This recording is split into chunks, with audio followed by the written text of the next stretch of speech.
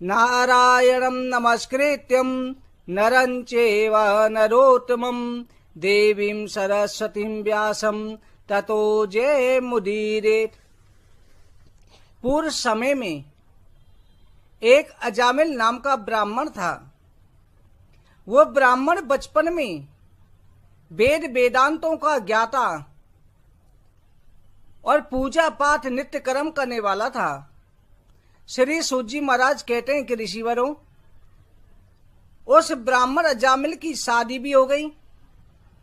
एक दिन अजामिल जो है हवन के लिए लकड़ी लेने के लिए जंगल में गया और वहां से आते समय उसने एक वेश्या को देखा। वेश्या के साथ में कामी पुरुषों को देखा। अजामिल वेश्या पर मोहित हो गया। अब वो वेश्या को पाने के लिए अपने घर से धन ले जाने लगा। जाकर के वेश्या गमन करने लगा। उसकी संगत भी दुष्ट लोगों से हो गई। बड़े बड़े पापी दुराचारी लोगों से उसका बैठना उठना हो गया। यहाँ तक कि उसने विवाहिता पत्नी को छोड़ दिया। उसके इस कर्म को देख कर के सभी लोगों ने उसे ग्राम से निष्कासित कर दिया। परिवार वालों ने भी उसे छोड़ दिया। अब वेश्या को साथ लेकर के गांव के बाहर एक कुटिया बना करके अजामिल रहने लगा। चोरी करता और धन ला करके वेश्या का पालन करता। इस तरह से अजामिल को वेश्या के साथ रहते हुए पाप कर्म में निवृत्त होते हुए 9 पुत्र हो गए। 10वां पुत्र जो है गर्भ के अंदर था। इधर जो है चतुर्मास प्रारंभ था। हे ऋषिवरों, भगवान की न जाने किस जन्म से कृपा हो जाए, किस जन्म के पुण्यों का उदय हो जाए और किस जन्मों के पापों का उदय हो जाता है। पिछले जन्मों का कोई पुण्य उदय था। उस नगर में चतुर्मास करने के लिए साधु मंडली आई, जो 4 महीने के लिए एक स्थान पर रहकर के भजन कीर्तन करती थी। वो चतुर्मास का नियम कर रही थी। पर उन साधु मंडलियों ने चतुर्मास में परिक्रमा उठा रखी थी कि गांव गांव में जाकर के भजन कीर्तन करेंगे। उन्होंने गांव वालों से पूछा कि अरे भाइयों, हमारे रुकने के लिए कोई ऐसा स्थान बताओ जो सुपात्र का एवं भगवान भक्त का परिवार हो, जिसके यहाँ पर रुक करके हम अपनी आराधना कर सकें, आज की रात बिता सकें। कुछ मजाकिया लोग थे। उन्होंने कह दिया कि महाराज, यहाँ पर एक ही सज्जन है, भक्त अजामिल, जो सबसे ज्यादा प्रभु का भक्त है, इस गांव के बाहर रहता है। उन लोगों ने मजाक में कह दिया। और साधु मंडली अजामिल को ढूंढते हुए गांव के बाहर पहुंची। जैसे उसके घर के पास पहुंची, हे राजन, हे ऋषिवरों, उस समय पर वो वेश्या घर पर थी। अजामिल किसी काम से बाजार गया हुआ था। वेश्या ने साधु मंडली को देख करके, क्योंकि स्त्री का स्वभाव होता है मान सम्मान करना, दया की सागर स्त्री होती है। स्त्री के अंदर दया तो चाहे कैसे भी वेश्या कर्म था, परंतु उसके अंदर स्त्रीत्व था। उसने साधु मंडली को प्रणाम करा। साधु मंडली ने कहा कि हे देवी, आज रात को हम यहीं रुकना चाहते हैं। वेश्या ने संतों की व्यवस्था कर दी।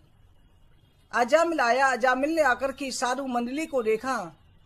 कहा कि ये क्यों रुके हुए हैं।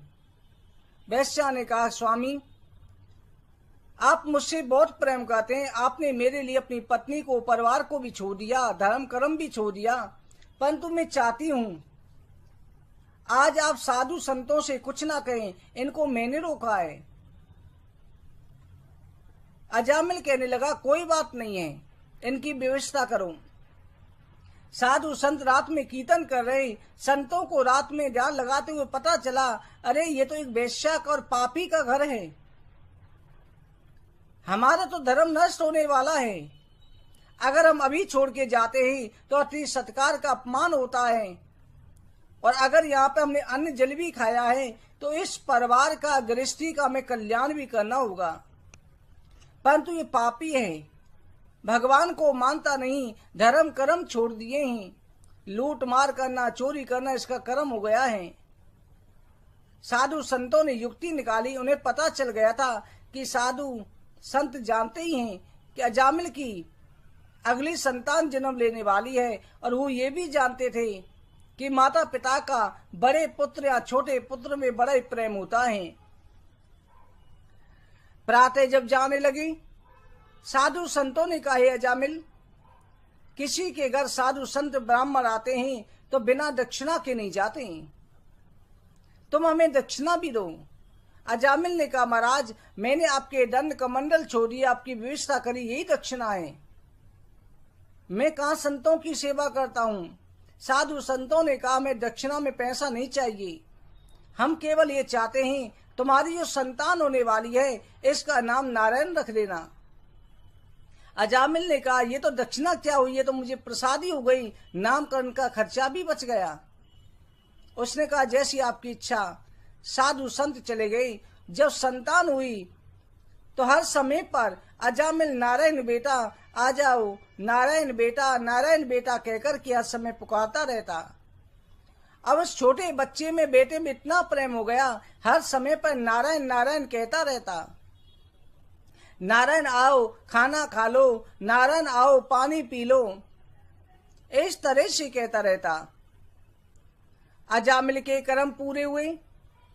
एक दिन अजामिल रोग से ग्रसित हो गया। उसने बिस्तर पर पड़े हुए 4 भयंकर यमदूतों को देखा। उन यमदूतों को देख करके, जो हाथ में यम पास ले हुए बड़े बड़े दांतों, लंबे लंबे दांतों वाले थे, जिनके केस खड़े थे, आंखों से अग्नि निकल रही थी, अजामिल भयभीत हो गया। अजामिल ने आवाज लगाई, बेटा नारायण, देखो ये कौन है, ये मुझे मारना चाहते हैं, बेटा नारायण मेरी रक्षा करो, मेरी रक्षा करो। उस समय उनका नारायण बेटा तो खेलने में लगा हुआ था, परंतु कहते ना, अंतमति सोगति, अंत की आवाज थी। आखिर में भगवान के कानों में पहुंची। भगवान ने अपने पार्षदों ने कहा कि मुझे बुला रहा है, तुम जाओ उसकी रक्षा करो। उसी समय नंद सुनंद पार्षद आ गए। उन्होंने यमदूतों को कहा, अरे यमदूतों, इसको तुम यमलोक क्यों ले जा रहे हो? यमदूतों ने कहा, महाराज ये पापी है, दुराचारी है, इसे हम यमलोक ले जाकर के इसकी शुद्धि करेंगे।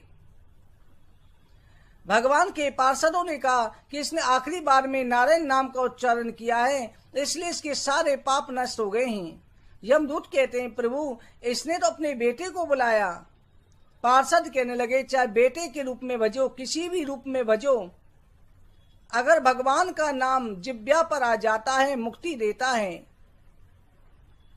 इसलिए ये नरक जाने का अधिकारी नहीं है। भगवान के दूत जो हैं, यमदूतों की पासों से छुड़ा करके अजामिल को आशीर्वाद देकर के अंतर्ध्यान हो गए।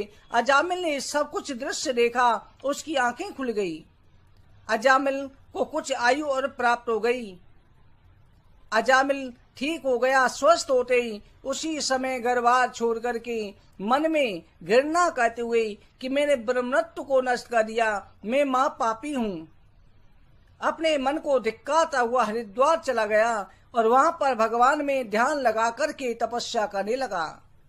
भगवान नारायण के ओम नमो भगवते वासुदेवाय इस महामंत्र का जाप करते हुए अजामिल ने 1 वर्ष तपस्या करी। 1 वर्ष के बाद में वो भगवान के लोक को, शरीर को त्याग करके चला गया और अजामिल को भगवान के वैकुंठ लोक की प्राप्ति हुई। इस तरह से भक्तों, भगवान का नाम भाव कुभाव अनक आलसहु, नाम जपत दिश मंगल रसहु। भगवान का नाम भाव से लिया जाए, कुभाव से लिया जाए, कैसे भी लिया जाए, हमेशा कल्याणकारी होता है। इसलिए उठते जागते, खाते पीते, चलते फिरते हर समय पर अपने इष्ट देव के मंत्र का जाप करो। ओम नमो भगवते वासुदेवाय, ओम नमो नारायणाय, जय श्री राधे कृष्णा मंत्रों का जाप करो। भगवान नारायण की कृपा आपको अवश्य प्राप्त होगी। भक्तों, आज की कथा के पर विश्राम करते हैं। आप सभी को जय श्री